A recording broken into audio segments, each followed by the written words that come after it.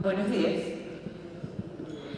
Ya la doctora entonces nos habló y nos hizo un paseo acerca de lo que es el autismo y las condiciones o los factores que pueden determinar la aparición del autismo.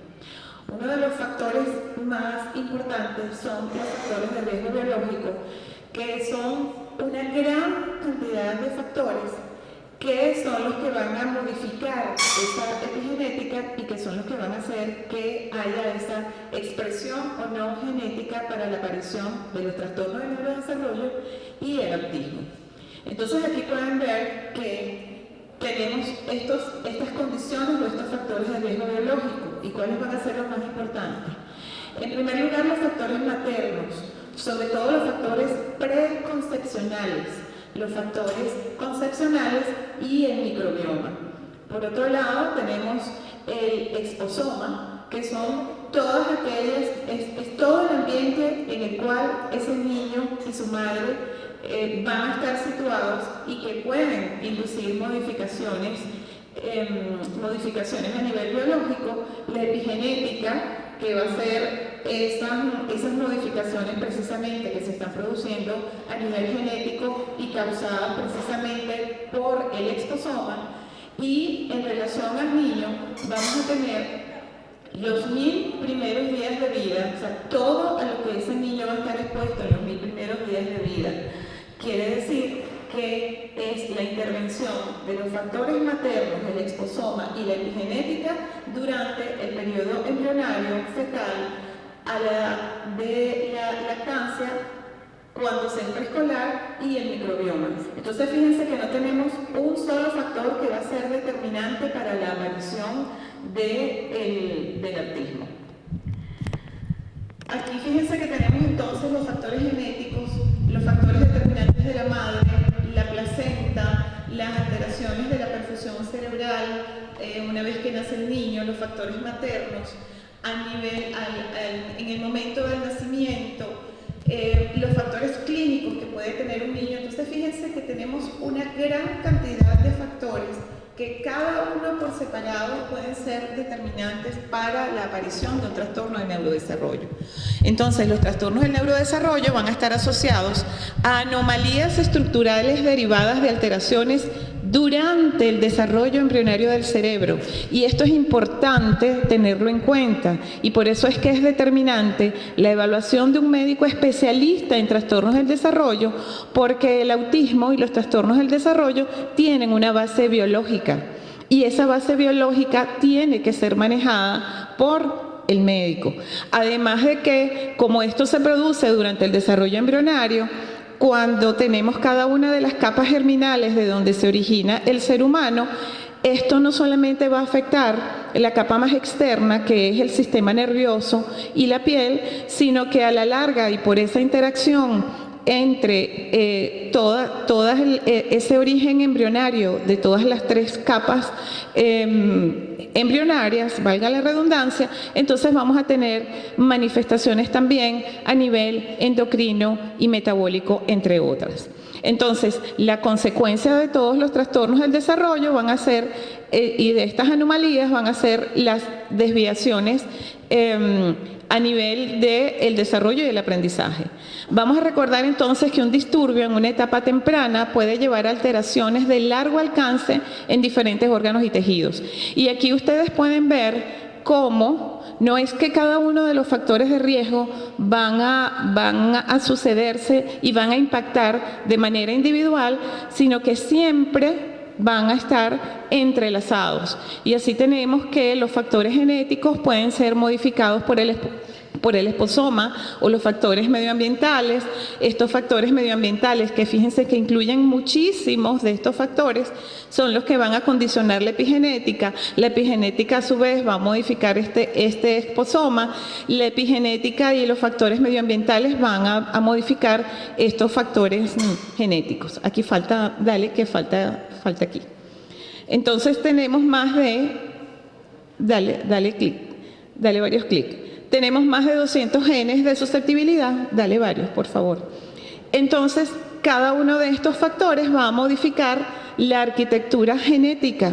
Y entonces por eso es que también vamos a tener estas manifestaciones tan complejas, porque a la larga, dale más clic por favor, vamos a tener que lo que principalmente se van a alterar van a ser los genes que van a codificar las proteínas de señalización sinápticas, entre otras. Vemos entonces también cómo los factores epigenéticos y los factores de origen embriofetal van a ser determinantes, porque las influencias ambientales van a ser capaces de modificar el desarrollo temprano, alterar la homeostasis por las adversidades prenatales, y esto nos va a dar lugar a las respuestas desadaptativas que se van a presentar desde la edad fetal hasta la adultez y que se van a manifestar como trastornos del neurodesarrollo o alteraciones psiquiátricas. Dale varios clics, por favor. Entonces, ¿qué es lo que quiero que hoy se lleven en consideración? Como les dije, hay muchísimos factores de riesgo biológico, pero hoy nos vamos a referir sobre todo a los determinantes prenatales, preconcepcionales y especialmente a la dieta. Entonces, vamos a tener que el bebé, el feto, el embrión, a lo primero que va a estar expuesto y su primer determinante ambiental o esposómico va a ser la salud materna y el microbioma materno. Entonces, primeramente, vamos a tener la actividad de este microbioma, del microbioma materno, que es el que va a determinar la respuesta inmunológica del feto, la respuesta inmunológica después del nacimiento y la respuesta inmunológica que además va a ser determinante para la formación del sistema nervioso. Entonces, vemos además cómo esa epigenética, como todos estos factores que van a modificar no solamente la formación del sistema nervioso, sino de todo el sistema biológico del niño. Fíjense entonces a lo que está expuesto el niño. No es solamente el ambiente intrauterino, es el ambiente intrauterino más el ambiente externo de ese niño una vez que nace, que además viene con la influencia de todos los factores externos que van a ser determinados por la mamá. Y entre esos factores externos tenemos desde la política, la economía, hasta quizás lo más importante, que es la alimentación de la madre. Esta alimentación, como vamos a ver ahorita, van a ser capaz de modificar la liberación de citoquinas, de alterar el flujo uteroplacentario, sobre todo cuando las comidas tienen una carga de sodio importante, van a inducir disbiosis. Y esto es determinante en estos primeros 1000 años de vida. La gravedad clínica de las manifestaciones del autismo van a depender del tiempo y la exposición a todos estos factores. Aquí podemos ver que las primeras 4 semanas son las semanas de mayor sensibilidad al exposoma. ¿Qué quiere decir esto? Que además, cuando se produce la concepción, ya en este momento ya tenemos factores que van a ser determinantes para el desarrollo del sistema nervioso y del resto de los sistemas biológicos de ese individuo. Vamos a tener entonces momentos importantes, como ya les dije, las primeras 4 semanas, desde la concepción hasta las primeras 4 semanas, y después el último trimestre del embarazo, que también va a ser determinante para la expresión lo más sana posible del sistema nervioso de un niño. Tenemos entonces factores de riesgo preconcepcional que siempre hay que considerar desde el inicio de la edad reproductiva, como van a ser la planeación de la familia, el esparcimiento de los hijos, la prevención de un embarazo no deseado, evaluación del peso óptimo de la madre, el estado de inmunización contra enfermedades infecciosas, la importancia del control prenatal temprano y la detección temprana de los factores de riesgo cardiometabólicos.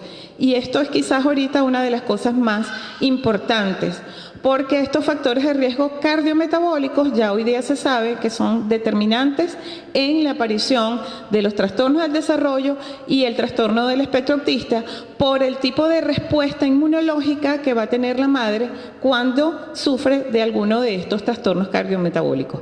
Entonces, ¿qué es importante? la nutrición preconcepcional y prenatal, el estado de salud de una madre antes de salir embarazadas. ¿Por qué va a ser importante? Porque de ello va a depender la optimización del estado nutricional de esa madre y de ese bebé posteriormente, y esto va a ser a todo lo largo de la vida. Va a ser importante también para determinar la función, cómo van a funcionar esos gametos y el desarrollo de la placenta. Una madre mal alimentada, un padre mal alimentado, porque siempre los papás también en todo esto son olvidados. Si yo no tengo unos gametos adecuados, óptimos, biológicamente, pues el producto tampoco va a ser un producto biológicamente adecuado. También de la nutrición preconcepcional va a depender el suministro de nutrientes durante los periodos previos a la concepción y durante el periodo prenatal, que va a proporcionar los elementos determinantes para la formación del cerebro y de todo el sistema nervioso, y entre ellos la formación del sistema nervioso autónomo.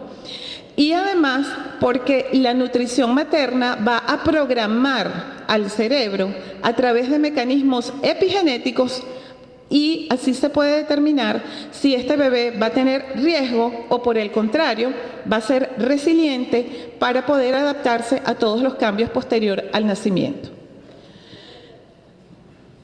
¿Qué ven ustedes allí? Nadie consume nada de eso, ¿verdad? Jamás y nunca. Nunca. ¿Y qué es lo que generalmente tienen las mamás durante el embarazo? Antojos. ¿Y los antojos con qué los van a resolver? ¿Ah? ¿Con qué los van a resolver? Déjame ir a la panadería a comerme unos dulcitos, un croissant, un chocolatico. Ok, pues bueno, resulta que estos son denominados alimentos ultraprocesados. Estos alimentos ultraprocesados, que además es lo que nos meten en la televisión, en la radio, en los mercados, porque cuando uno va al supermercado esto es lo primero que uno ve. El color, los montones de colores que hay en el supermercado y que son colores atrayentes para uno poder comprar cada uno de estos alimentos. Pero resulta que estos alimentos ultraprocesados son formulaciones industriales de sustancias derivadas de alimentos con poco o ningún alimento integral, pero siempre lo van a vender así. O son light, o son integrales, o van a estar fortificados. Y que contienen colorantes, saborizantes, emulsionantes, espesantes y otros aditivos para hacerlos más sabrosos o hiperpalatables. Hiperpalatable es que a medida que yo me los voy comiendo, siempre quiero comer más y más y más y más. Lo que pasa con las Pringles, por ejemplo. ¿Ok? Y esa hiperpalatabilidad va a estar dada por nuestro querido glutamato monosódico, que va a ser un desastre y un asesino de neuronas. La composición nutricional de estos alimentos es deficiente. ¿Por qué? Porque tiene altas cantidades de grasas saturadas, almidones refinados, aditivos, potenciadores de sabor, sales, edulcorantes, espesantes, antiespumantes y aumentadores de volumen, agentes carbonatantes, gelificantes y glaciantes. Fíjense todo, ¿qué papa o qué batata tiene eso? O un plátano. Nada, ninguno de los alimentos tiene absolutamente nada de esto. Estos componentes derivados del procesamiento y envasados de alimentos, además, como aminas heterocíclicas, acrilamidas, hidrocarburos aromáticos, aditivos, plásticos, bifenoles, falatos, que todos han demostrado tener efectos nocivos para la salud humana por ellos mismos, porque además en algún momento pueden funcionar como disruptores endocrinos, alterando toda la función endocrina, y por otro lado porque son los enemigos número uno de las especies de nuestro microbioma. Entonces, estos alimentos y el consumo excesivo de estos alimentos va a hacer que en algún momento las madres, sobre todo si están embarazadas, puedan tener diabetes, obesidad o puedan tener preeclampsia, ¿ok?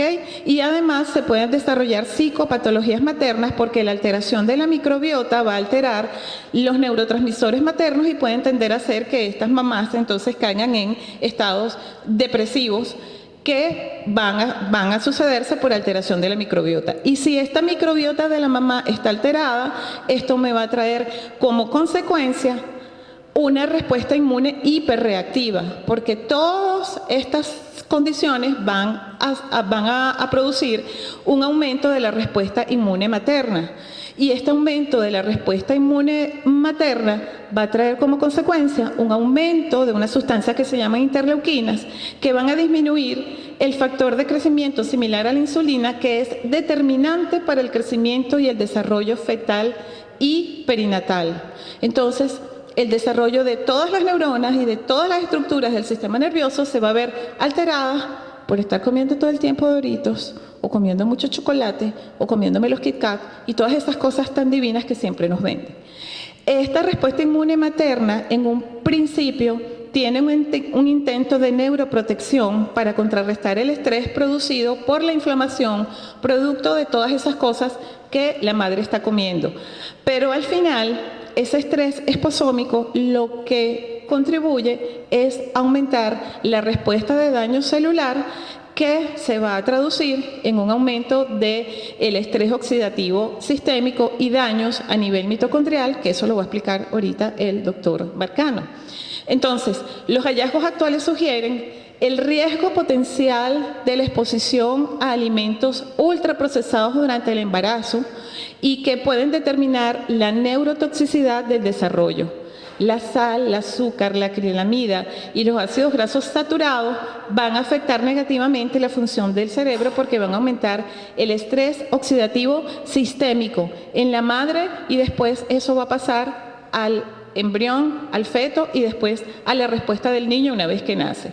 El consumo de ultraprocesados puede provocar disfunción mitocondrial y estrés oxidativo, que generan la producción y liberación de citoquinas que van a afectar el ADN y van a inducir una inflamación crónica que va a afectar la barrera hematoencefálica y el cerebro. Estos procesos entonces pueden inducir la muerte celular neuronal, que va a ser particularmente dañina en la vida intrauterina. Vamos a recordar entonces que el neurodesarrollo fetal se va a caracterizar por periodos significativos de rápido crecimiento y cambios estructurales acompañados de altos requerimientos metabólicos y nutricionales, y quien tiene que proveer esos altos requerimientos es la madre. Un feto puede ser más susceptible a deficiencias de nutrientes y exposición a toxinas dependiendo del momento, la gravedad, la frecuencia y la duración de la exposición, así como de factores biológicos de riesgo que van a estar relacionados con la resiliencia individual. La vida prenatal entonces es un periodo de particular vulnerabilidad a la neuroinflamación. Además de esa respuesta inflamatoria materna, que una vez que se establece, va a hacer que en el feto y una vez que el niño nace, se produzca un síndrome inflamatorio perinatal. Y esto es particularmente importante en los bebés prematuros. ¿Qué pasa cuando hay un síndrome inflamatorio perinatal? Vamos a tener que, sobre todo en los prematuros, que son los que además tienen una mayor probabilidad de presentar autismo y trastornos del neurodesarrollo, ellos nacen con un sistema digestivo vulnerable, vamos a tener inmadurez de las barreras mucosas, ineficacia de las células del sistema inmune, una motilidad reducida, concentraciones bajas de inmunoglobulinas, la administración de antibióticos en los primeros días de vida, la nutrición parenteral, y esto hace que aumenten los mediadores inflamatorios sistémicos y locales y se va a producir neuroinflamación. Todo esto me va a generar disbiosis, que también me va a producir una disfunción de la barrera hematoencefálica, y esto se va a traducir en una actividad de la microglía aumentada, una disminución de la regulación de los astrocitos y entonces una mayor tendencia a que haya destrucción de ese sistema nervioso. Entonces vemos cómo del riesgo biológico podemos pasar a un trastorno del desarrollo y a un trastorno del espectro autista. Estos son todos los factores de riesgo en relación a los niños. El riesgo prenatal, perinatal y postnatal. Y fíjense que en el prenatal lo principal es la condición biológica materna, la condición metabólica, neuroendocrina, emocional, de su microbiota socioambiental y cómo está la salud de la unidad fetoplacentaria y el bienestar fetal. Y eso depende esencialmente de la nutrición que tenga una madre. Dependiendo de cada uno de estos factores, entonces puedo yo tener estados inflamatorios maternos, fetales o perinatales, que me van a aumentar la actividad oxidativa y me van a aumentar la respuesta inflamatoria, que me va a alterar la microbiota. Y si tengo microbiota en este bebé desde el embarazo y después del nacimiento afectado, entonces esto se va a traducir en una enterointoxicación, enteroinflamación, que va a terminar en una neurointoxicación y en una neuroinflamación.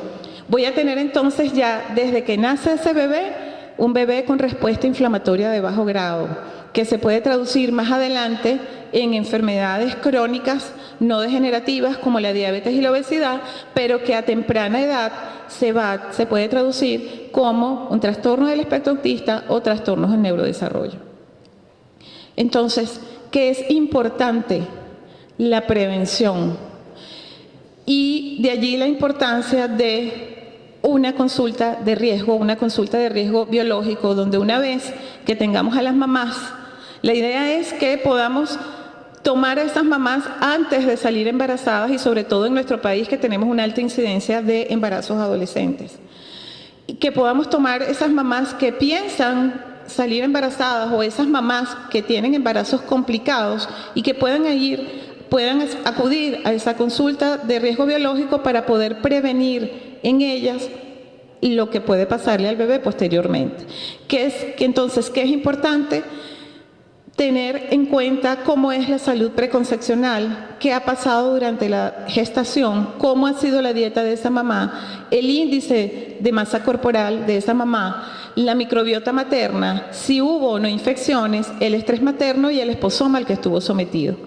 El esposoma materno va a determinar la salud de la descendencia multigeneracionalmente. ¿Qué quiere decir eso? Que no es nada más eso que le va a pasar a ese bebé en ese momento, sino al resto de la generación. Así como la estabilidad del microbioma dependerá del cuidado y la protección brindada en los 2 primeros años de vida. Muchas gracias.